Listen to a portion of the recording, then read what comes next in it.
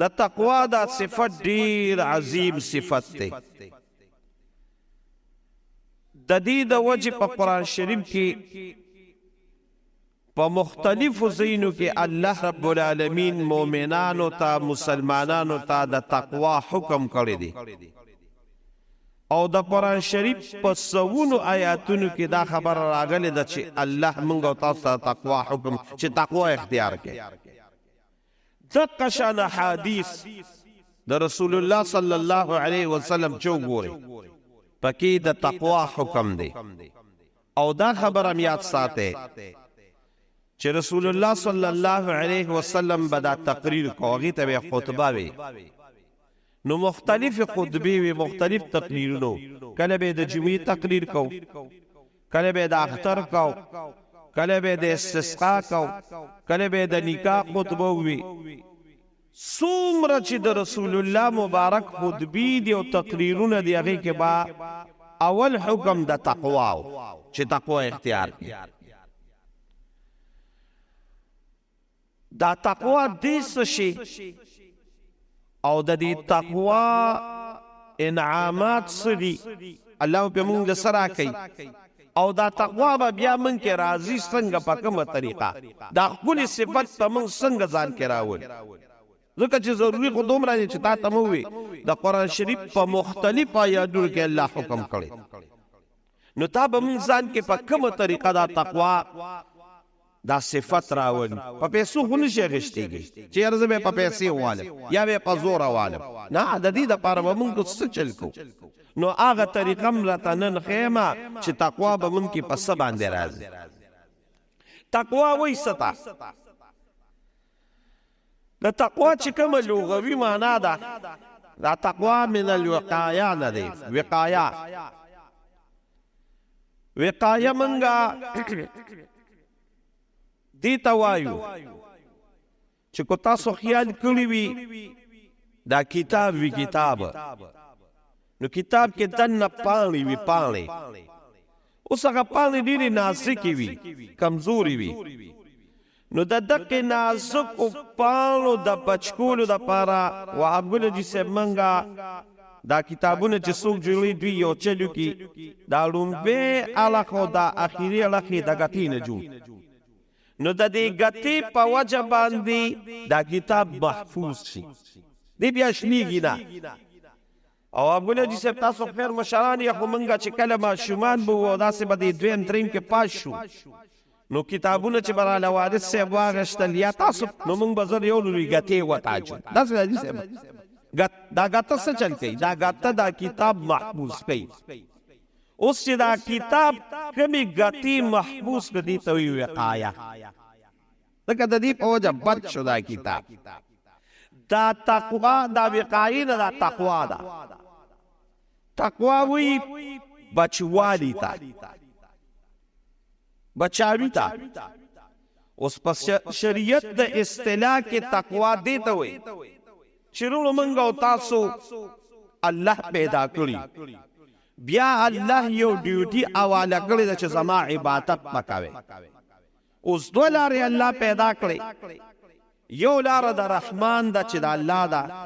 بل لار د شیطان الله موږ ته وی زما په لار ځه شیطان الله سره قسمونه خوړلي چې زبر د خلک گمراه کوم اوس الله د نیکو اعمالو حکم کړی د فاروق جان او شیطان بدو اعمالو اوس چې په دې نیکو اعمالو باندې تکې او د دې بدو اعمالو نه ځان بچ کې دقې ته وی تقوا مونږ ورته پارسه کې ورته پرهیزګاري وی او چې صاحب دا تقوا به مونږ کې څنګه راځي دا د الله د یری نه براد چې الله د یره زمونږ په دې زړه کې وی نو خلق بیا د ګناه نه ځان بچ کی نو د تقوا معنا دا ده چې د الله نه یره او د ګناهونو نه ځان بچ کول دي ته وی تقوا او ما یې بخیم دا بیان کړی دی بیا به هم کوم ځکه یو ډیر خشته مثال بیان شوی دی د دې د وجې د مثال سره دا کوم مقصود دی دا په دې زړه کې ډیر په اسانه کېږي حضرت عمر رضی الله تعالی عنہ لوی صحابي دی او بیا د علم او د قرآن په لحاظ باندې یو بل صحابي دی چې داغه نوم دی ابی ابن کعب. حضرت عمر ابی ابن کعب لراغی دی قرآن شریف کې د تقوا ډیر حکم دی او په تقوا ډیر وی انعامات یو سره تویما دومره انعامات دي چې زم تعالی نن بیان وری د ته وی چې یره د تقوا به په کومه طریقه حاصلو دا به څنګه ځان کراول دومره انعامات دي. نو یره دا تقوا دې شي. نو حضرت ابی ابن کعب وته په یو آسان مثال دی په یو موضوع راته د آسان مثال ویما هغه وته چرته د غنو د ازغو پلار تری ویاو تری ویسه چل دی که چقی لخت مزغیدی غص لخت مزغیدی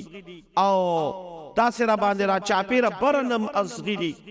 تا پا دی ازغو کی او لار دا تپی سنگ تلی. نو ابی ابن کعب وتوی وی داسې چل می کړی دی چې دا حضرت عمر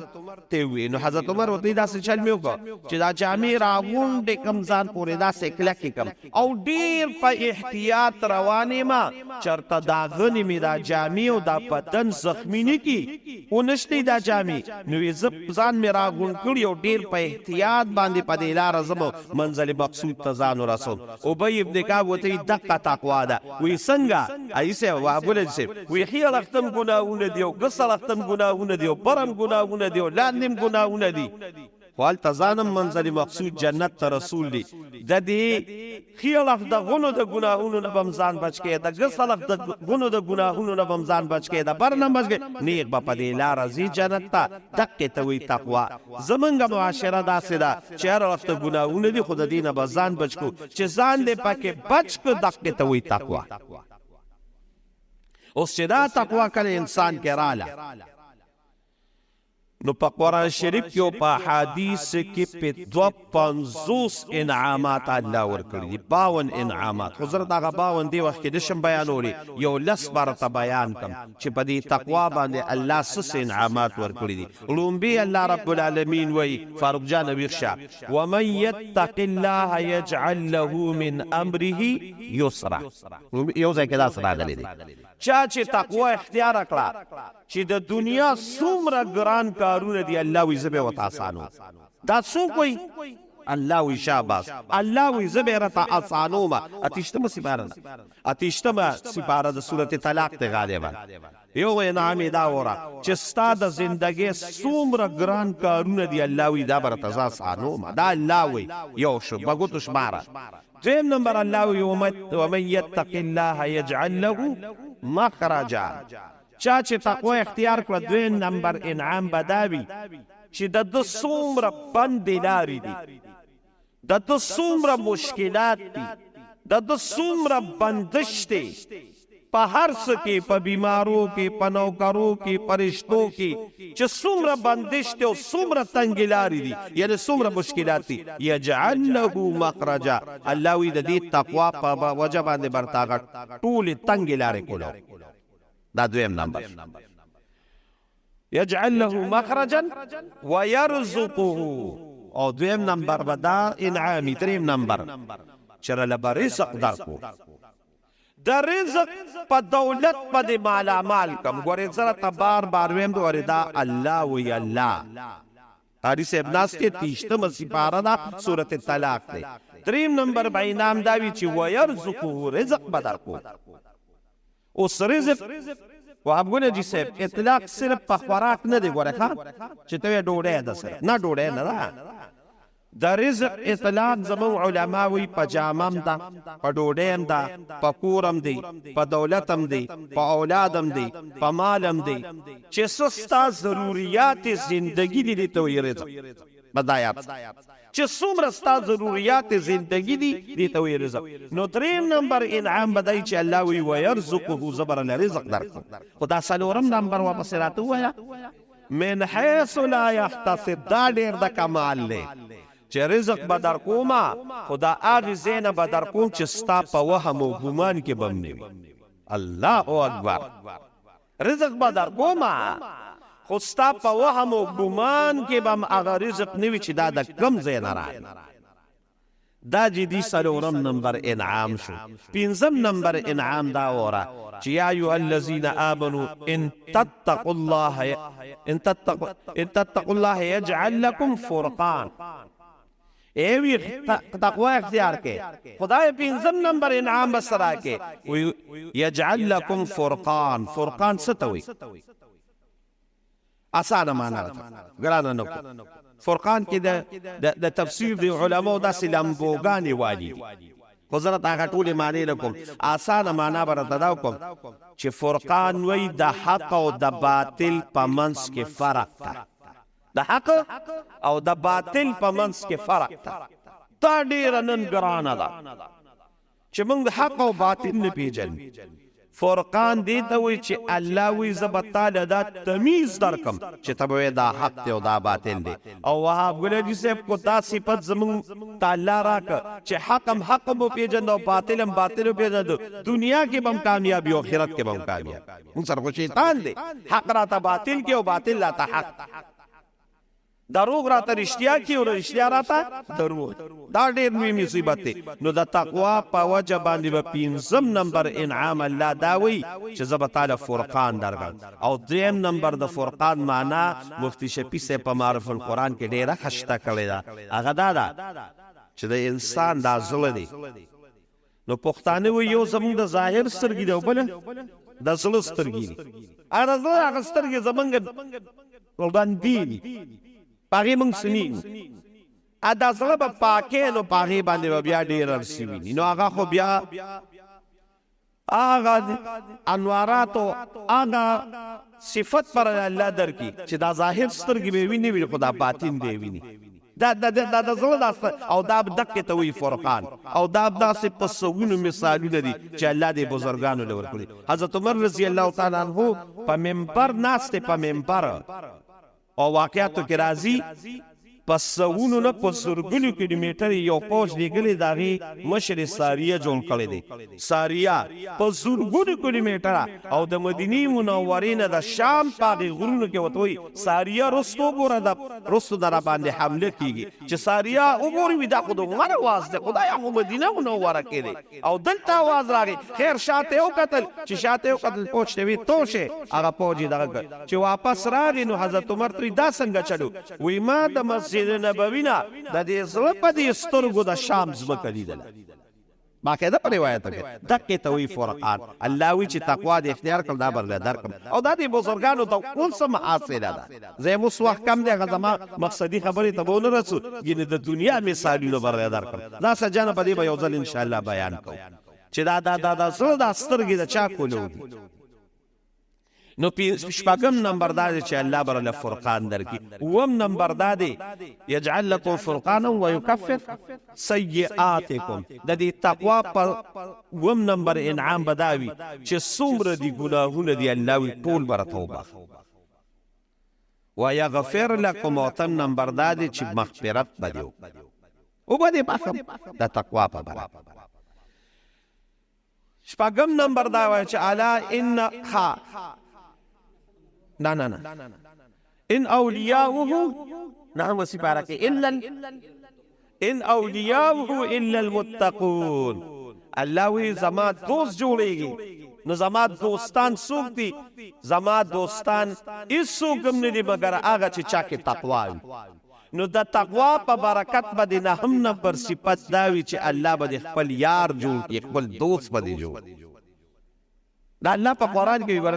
طول میں تا دا قرآن شریف آیاتونو ہوئی. او لسم نمبر با اللہ رب العالمین دا چلو کی چی ولو ان اہل القرآن آمنو واتقو ایوی کو دی خلق ایمان و تقوی اختیار رکھا لفتحنا علیہم برکات من السماء والارض. اللہ ویے پا دق سری بزد ازبک و دا اسمان دوان دروازے کلو نا با دا تقوی پا وجہ را دی. او یو لسم نمبر دا ورطا تا موی 250 ملی گلی دی وقت کم دی زاغ اخپری مقصدی خبر لرازم دا یو لسم میں دیر زیاد وقت دی. مثل الجنت اللتی وعد المتقون وی دا مثال لتا دا جنت دا قوم چی ما وعده کلی دا تقوی والا نو دی تقوا والا چې چا ځان کې تقوا راوسته زه به څه چلو کوم څلور نهره به ولې د جنت وه فيها انهار من ماء غير آسن وانهار من لبن لم يتغير طعمه وانهار من خمر لذة للشاربين وانهار من عسل مصفى دا به تاته د تقوا په وجه ملاوي او 12 نمبر وره واعلموا یوازې ما دشمن دی پلاټکی دی ډنګرې دی واعلموا ان الله مع المتقین یو ځای کې دی پیشه چې الله وی زما مدد زما مرګتیا زما نصرت مع المتقین چې چا کې تقوا زما مدد په وسري او زما نصرت په وسري دا 250 دقیقه شان زین دی دا څومره زبردست انعامات دي یرو دا انعامات په الله موږ له څنګه راکوي دې دپاره به تقوا اوس تقوا به موږ څنګه اختیارو ما ته لږ متوجه شي د تقوا دپاره ډېرې لارې دي خو یو دوه لاره علماو ښولي دي یو لاره د ریاضت ده ریاضت څه ته وایي ریاضت دې ته وایي چې لکه د وهاب ګل جي صاحب ټوله شپه الله ته ولاړ وي د ورځې روژه وي هر وخت یې د تسبیح داسې وي صدقې ورکې جهادونه کې د قشان نور نیک اعمال کې یارونو دا ډېره ګرانه ده موږ دا د سهار هغه مونځ ډېره په ګرانه کوو نو د شپې به ودرېږي څوک الله تا خو ډېره ګرانه ده الله دې را نصیب هغه د رمضان هغه روژې څه په ظهرونو باندې ونیسو نو دا یو ورځ روژه یو ورځ کوجو د ګل په ورځ روژه د جمعرات په ورځ روژه دا به څوک کوي دا خو موږ نه کېږي دا خو په تقوا خو په دغه کې راځي دا صدقې چې هغه زکات خو خپل پرېږده خو د دې نه علاوه به هم صدقې ورکړې تقوا به راځي هر وخت به د پس لاس کې تسبیح وي هر وخت به ذکر او اذکار کې دا خو موږ نه کېږي موږ هغه مونځ پسې 3 دېرش کرات هغه الحمدلله او سبحان الله الله اکبر هم نه ویلي اکثر چې ګورم د سهار نه پس ټولو دنګلي دا خو ګرانه دا ریاضتونه خو ګران نو الله رب العالمین یو ډیره آسان یو ډیره بهترینه او یو ډیره خشته نسخه موږ ته په قرآن کې ښولې ده چې دا تقوا به تا کې په دقه وجه باندې راځي او هغه تقوا څه شی ده یا ایها الذین آمنو ای د ایمان خاوندانو اتقوا الله زما نه ویریږئ زما یره دې زړه کې راولې دا تقوا اختیار کړې خدای دا به څنګه اختیارو نو رب ډېر کریم دی رب ډېر رحیم دی رب ډېر مهربانه دی په دې خپلو بندګانو باندې یو طریقه راته اسانه شان ښیمه خدای هغه طریقه اسانه څه شي ده وکونو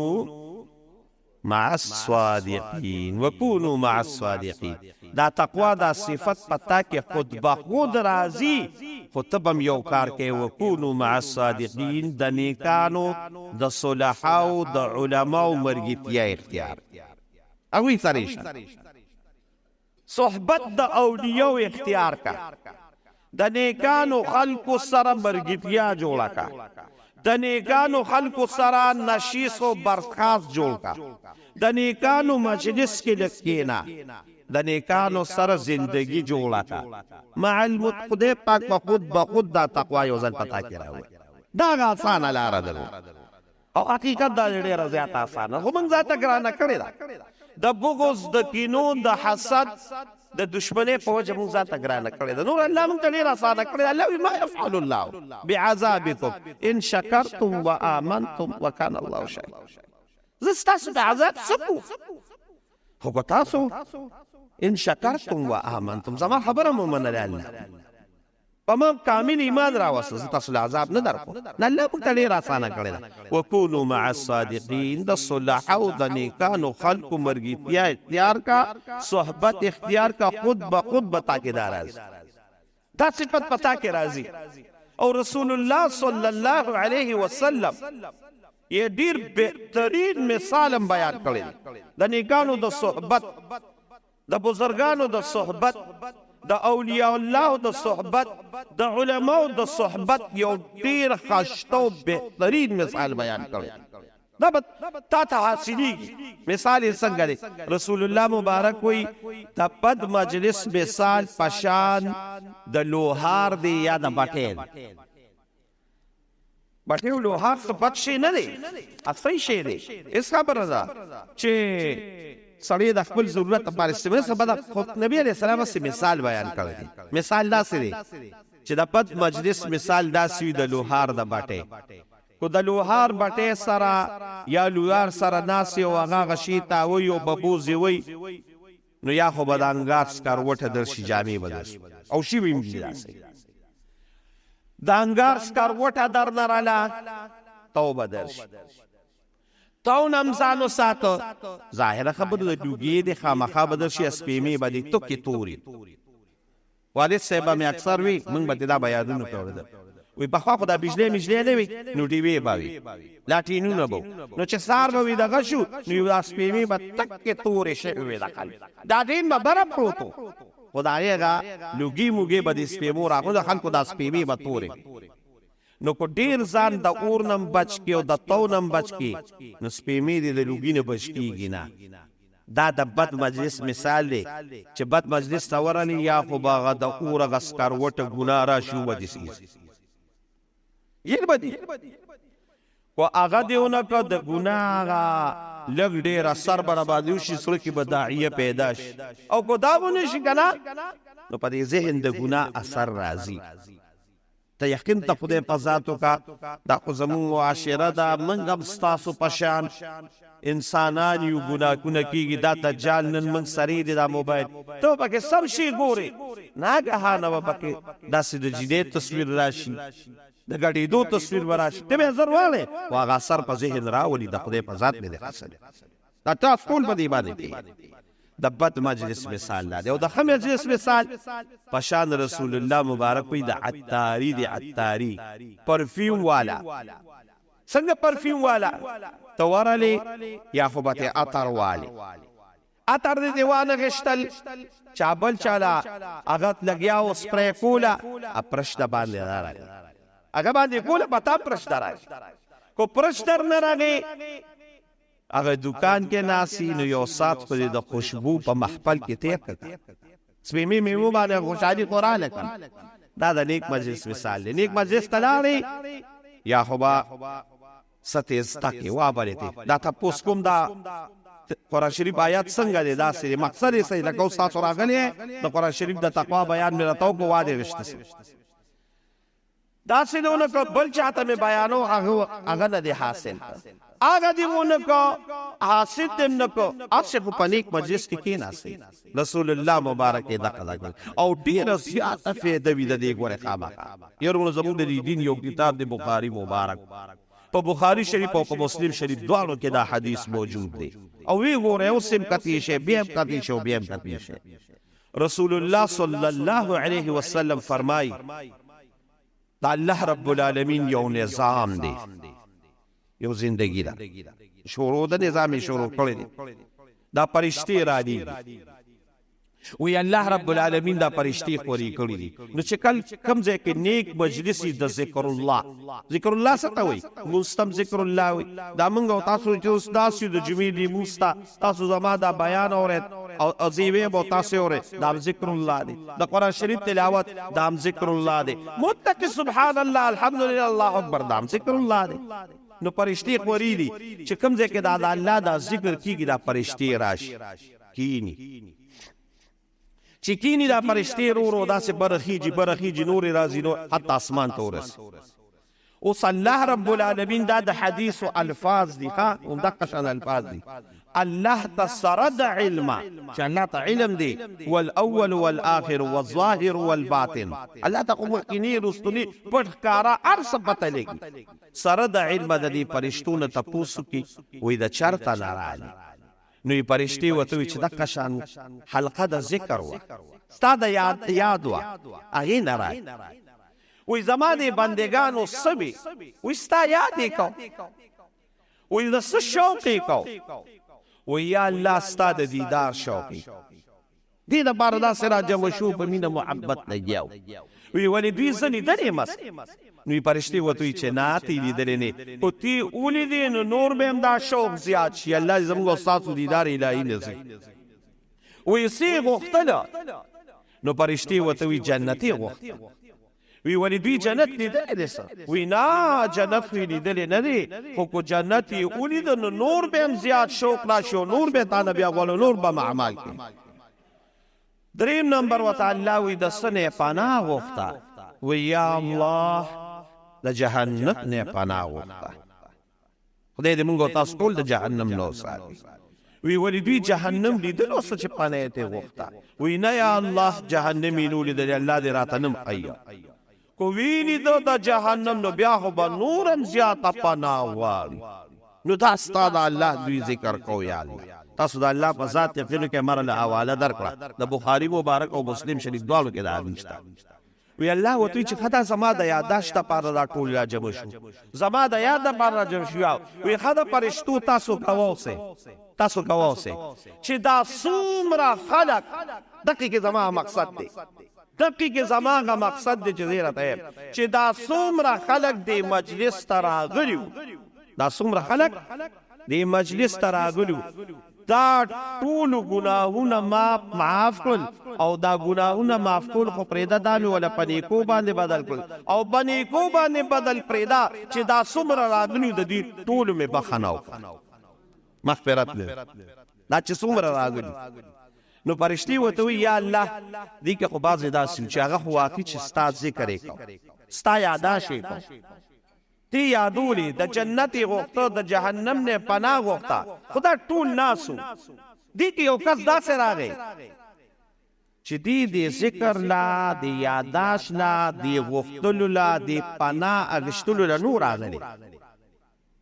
دې کې یو کس داسې و چې هغه یو کس سره دقل ته په لاره تېرېدو چا ورته وویل چې هلکه پلانکي وهابګل حاجي صاحب او ورته چې هلته جومات کې ناست دی نو وهابګل حاجي صاحب پسې راغلی دي دې له نه دي راغلی چې پناه غوښته یې شوق و د الله یې د جهنم نه پناه غوښته یې جنت غوښته دې لپاره نو بلکې حاجي صاحب سره یې کار و دته بند و دې لپاره راغی او تا د ټول مجلس مغفرت وکړه تاسو د الله په ذات یقین کې بار ذکر کوم چې دا حدیث نه دم په حدیثو په کتابونو کې موجود دی وی الله رب العالمین وتوي چې دا مجلس دا خلق دا دومره نیکو او دا دومره ماته محبوبین دي چې دا اسف کې کم راغلو دوی من د برکت او برکت دا د نیک مجلس د نیک صحبت دا کمال دا کارته مقصد می دغه چې کمال دا دی چې د دې بتا الله رب العالمین ته رسي نن وګوره په خپله معاشره کې کنه انسان چې کېږي د دې نیک صحبت د وجې کېږي او انسان چې بدیږي د دې بد مجلس د وجې چې ګوره ته ګورې دا چې ته کوم ګورې دا جرایم پیشه دا چرسیان دا بنګیان دا پوډریان دوی داسې نه ده چې دوی په کور کې ناست دوی دغه مجلس د یارانو تراشي چې هغه د چرسي د بنګي د زناکارۍ د تاج د نور دغه وي دې د هغې نه اثر اوچت انسان کې دا دغه دی چې دې اثر ښه اثر ملي او بد اثر ملي نو چې بد مجلس ته رالي نو دا چې څومره جرایم پیشه دا څومره خلک ته دغه د دې وجه څه ده وجه یې دغه ده چې د دې مجلس نه بد اثر واري او د نیک مجلس هم دغه چې د سره کېناستې الله رب العالمین په زړه باندې اثر شروع دا صحابه کرام چې دا دومره لوی مقام ته رسېدلي دي ټیک ته د رسول الله مبارک سره مینه محبت هم زیات خو د نبي علیه السلام هغه مجلس به دا اثر کو د هغې صحبت کې به دا اثر و چې دوی به مقام ته رسېد مرتبې ته به رسېدل د دغې مجلس ته وجې د رسول الله مبارک د صحبت ته وجې بیا الله لوی مقام ته ورسېد د یمن د یو قبیلې و هغې د هغې نوم سمامه د هغې قبیلې دغه او د هغې یو سردار و سمامه ابن اسعد ډېر لوی سردار او د رسول الله مبارک سره سخته دشمني وه ابو داود شریف کې حدیث نور هم د حدیث مشکات مبارک کې وی د رسول الله مبارک سره سخته دشمني وه یو ځل په لاره ته د قشات او صحابه را روانو یو ډله هغوی ګیر کړ بس رسول الله مبارک یې راوست چې دا خو ستا دشمن او ډېرې بدې ردې به یې وي چې کله یې سمامه راوسته نو نبي علیه السلام وی هوښیارو دا نه چې کوټه کې ورته ونیول چې شا به ایمان نه نبي علیه السلام عقل سیرت پوهه هغه په انتها باندې وی مسجد نبوی ته راول او مسجد نبوی شریف کې وی یو ستنې پورې وتړی. د دې وجه زموږ د علماو په یو مسله کې اختلاف دی، بعض علما یو رایه ده او بعض بله، او زموږ د امام صاحب په دې باندې هغه دلیل هم نیسي چې د مکې مکرمې او د مدینې منورې په ځمکه باندې کافر راتلی شي او که نشي راتلی. نو چې کوم زمونږ د نورو ائمو حضراتو دغه دی مذهب دی، هغوی وایي چې مکې مکرمې ته او مدینې منورې ته دغه کوم چې د حرم ځمکه ده د دې ته کافر نشي راتلی، او هغوی دا قانون هم هلته جوړ کړی. تاسو د الله مکې مکرمې او مدینې منورې ته بوتلی بورډونه لګېدلي دي چې کله مدینې منورې په حدود حرم باندې داخلېږي یا د مکې مکرمې په حرم باندې په حدود حرم باندې داخلېږي، غټ غټ بورډونه هلته لګېدلي دي. ما یې بعض وخت ته ما ډېر خوند راکوي، ډېر تصویرونه مې ولې د هغې بورډ نیسي، وایي فقط للمسلمین، صرف مسلمانان به دې حرم ته داخلي، نو انټری فار نان مسلم. انګلیش کې دا لیکلي کافر دلته نشي راتلی.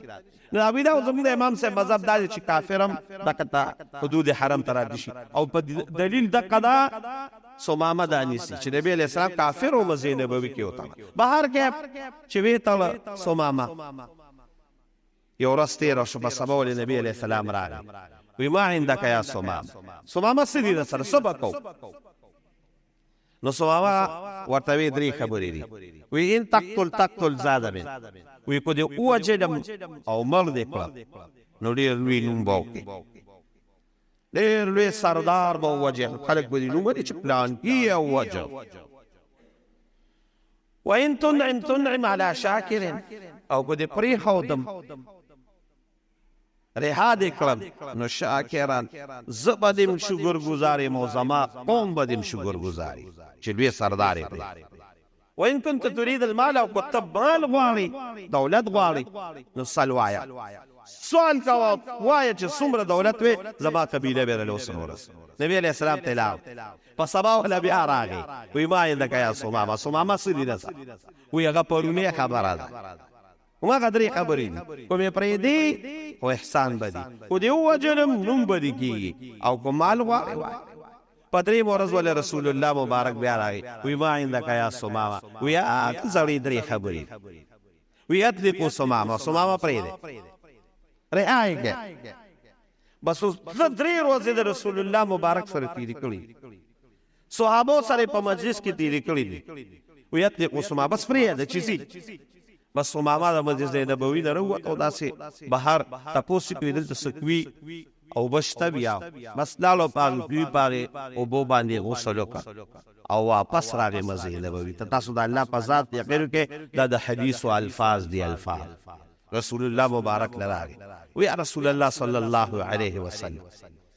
زما د دې درې ورځو نه مخکې یو ذهن و، یو سوچ، او هغه سوچ دا و چې په دې تمام کائنات کې د ټولو نه بد مذهب، خراب مذهب، زما بدی شي مذهب هغه اسلام. د دې درې ورځو نه وړاندې وره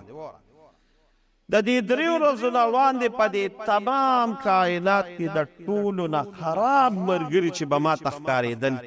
هغه به ستا د ملګري صحابه ما ته ښکارېدل،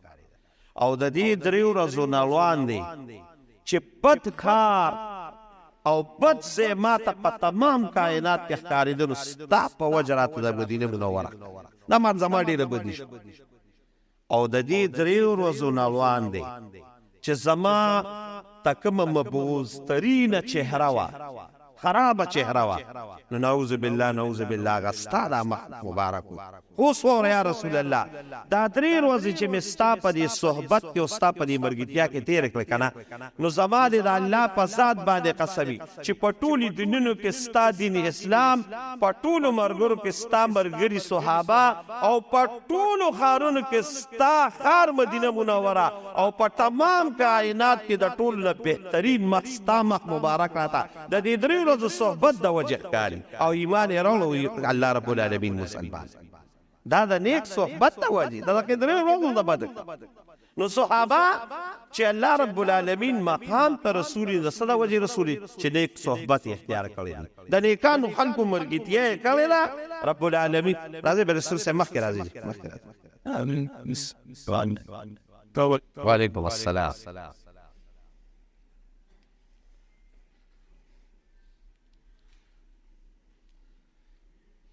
نو د دې 3 ورځو د برکت الله رب العالمین د رسول الله مبارک نیکترین انسان او محبوب ترین انسان دا څه دا د صحبت د وجه د نیکانو سره د صحبت د وجه نو ورونو د نیکانو سره به صحبت کو دې کې ډېر لوی کمال دی ورونو نور هر څه پرېږدئ زمونږ او تاسو ته لوی ژوند هغه د آخرت را روان د قیامت را روان او کامیابي هم دغه قیامت کې وي دغه قیامت کې به کامیابي به څه باندې وي نو دا به رسول الله صلی الله علیه وسلم یو حدیث وی ستا په زړه کې او په خپله کې یو صحابي انس رضی الله تعالی عنه وی موږ ناسو وی رسول الله صلی الله علیه وسلم لراغی نو د نبی علیہ السلام نه تاسو وکړو وی متى الساعه وی قیامت په کله وی نو رسول الله صلی الله علیه وسلم خو خيارو وی د قیامت تاسو وکړو وی ما عادت تا د قیامت لپاره څه تیاری کړې یو سړی وی هغه امتحان وکړي نو چې استاد امتحان لپاره څه تیاری کړم دی او نه د امتحان د پوښتنه کې نو رسول الله مبارک دی ما عادت تا د قیامت لپاره څه کړی اصحاب ډیر ناشنا خبر وکړه او یاره د زړه په وګي وای او یا رسول الله صلی الله علیه وسلم زما په عمل نامه کې چې کوم فرایض موجوده خو ټیک تا ډیر موجوده نور نفلی او دانشته بس بعد کې فرض موز به اکتفا کړی زما په عمل نامه کې ټیک ته د رمضان روزې شته خو نورې ګورې روزې مې نه دي نیولې نور اعمال مې نیک نه دي کړی نور روزې مې زیاتې نه دي نیولې په ما چې کوم فرض زکات ته خو ما ورکړی دی خو ګورې ما نورې صدقې نه دي ورکړی او په ما چې کوم فرض اذکار دی هغه خو ما کړی دي خو ما نور ګورې نه دي کړی بس په دغه مې اتفاق کړی دا زما په عمل نامه کې ډېر اعمال نشته چې هغه زه پې هغه د قیامت نه زه خو یو خبره ده یو خبره دا واورېده چې یا رسول الله صلی الله علیه وسلم یو خبره دا ده چې الله او د الله د رسول سره مې ډېره زیاته مینه ده د الله او د الله د رسول سره مې ډېر محبت د الله او د الله د رسول چې کوم نیک بندګان دي دوی سره مې ډېر محبت دی حضرت انس رضی الله تعالی عنہ وایي چې د دې صحابي د خولې نه دا خبره ووته نو رسول الله صلی الله علیه وسلم یو خبره وکړه او داسې خبره وکړه چې دغه خبرې موږ له کومه خوشحالي راکړې ده که نه نو د الله په ذات مې د قسمي چې د ایمان نه پس کومې خبرې موږ خوشحاله کړي وو نو هغه د دغې ملګري ته چې کومه رسول الله مبارک کومه خبره وکړه د دې نه زیاته خوشحالي د ایمان نه پس موږ ته په بله خبره نه ملو شوې نو رسول الله صلی الله علیه وسلم ورته څه وایي المرء مع من احبه ټیک ته ستا مونځونه هم ډېر نشته ستا اودسونه هم ډېر نشته ستا ریاضت هم ډېر نشته ستا روجې هم ډېر نشته خو ستا د نیکانو د علمو د صلحاو او د رسول الله د الله او د الله د رسول سره مینه ده د قیامت په ورځ به دغه ډېر مونځونه دا ډېر اودسونه دا ډېر اذکار دا په خپل ځای ډېر ښه څیز دی خو په د قیامت په میدان کې تا الله رب العالمین ودرئ نو په دغې مینه به دې ودرئ د قیامت په ورځ به تا هغه چا سره چې چا سره په دنیا کې مینه صحابه وایي په دې خبره موږ ډېر زیات خوشحاله المرء مع من احبه بس دنیا کې چې چا سره مینه ده د قیامت په ورځ به د هغوی په میدان د هغوی سر په میدان کې ولاړ دا خو انسانان دي انسانان زموږ د دین یو کتاب دی بس په دې اخیری خبره بیا یو خبره کوم زموږ د دین یو کتاب دی تنبیه الغافلین ورته وایي ابولیس سمرقندي رحمهم الله لیکلي خشته مزیدار کتاب دی تنبیه الغافلین تنبیه الغافلین چې کوم دا غافلین دي دوی له توجه راوستی ایوی د نیکانو خلکو سره صحبت کوي د ښو خلکو سره ملګرتیا کوي وی انسان خو پرېږده بعضې زناور بند د ښو خلکو د ملګرتیا د وجې الله جنت ته بوتلي نو لس قسمه زناور یې یاد کړي دي په هغې کې لومبې څه شی دي د رسول الله مبارک هغه اوښه چې کومه اوښه باندې د حجة الوداع په مقام باندې بیان کوي او د هغې اوښې رسول الله مبارک سره ډېره مینه وه په احادیثو کې د هغې مختلف واقعات راغلي نو یو به هغه اوښه وي دویم نمبر به د ابراهیم علیه السلام چې کوم ګډ حلال کړی د اسماعیل علیه السلام په بدله کې هغه به الله جنت ته بوځي او دریم نمبر د صالح علیه السلام چې کومه د معجزې اوښه وه قرآن شریف کې د هغې بیان دی الله به هغه اوښه چې د صالح علیه السلام سره یې ملګرتیا راغلې وه هغه اوښه به م الله جنت ته بوځي او څلورم نمبر د سلیمان علیه السلام چې کوم دغه او دا سیکریټری او داغه ته به خبرې راوړي چې هغه د هدهد دا موږ ته پښتو کې مولار چرجک وایو چونکې د توحید داعی دی او سلیمان علیه السلام له یو خبر راوړی دی نو علما وایي چې د دقې د برکت چې د سلیمان علیه السلام سره د هدهد پرنده ده مرغې ده مرګتیا کړې د الله رب العالمین به هدهد هم جنت ته بوزي او پنځم نمبر علماء لیکلي دي چې کم د اصحاب کهف سپیو د اصحاب کهف سپیو قرآن شریف کې ما ته واقعا بیان کړو وکیلو کې الله چې داغه د نیکانو خلقو مرګتیا کړو الله باغه جنت ته بوز دا حضرت یونس علیه السلام کب او دا کشا نورونو د علماء د صلحاء سره مرګتیا کې بدا کمابي خدای پاک دې موږ تاسو د علماء د صلحاء مرګري جوړ کې غواړي د دوی سره دې الله د بغض نو ساتي د کینې دې الله رب العالمین ساتي نو الله رب العالمین په قران کې یا ایه الذین آمنوا اتقوا الله اے د ایمان خاوندانو تقوا اختیار کړئ د تقوا انعامات موږ ته بیان کړو وکونوا مع الصادقین او د نیکانو خلقو صحبت اختیار کړئ الله برکه خود به خود تقوا راولي الله رب العالمین دې زموږ استاد د نیکانو خلقو سره برګیتیا نصیب کړي او رب العالمین دې د بد خلقو د مرګیتیا نو ساتي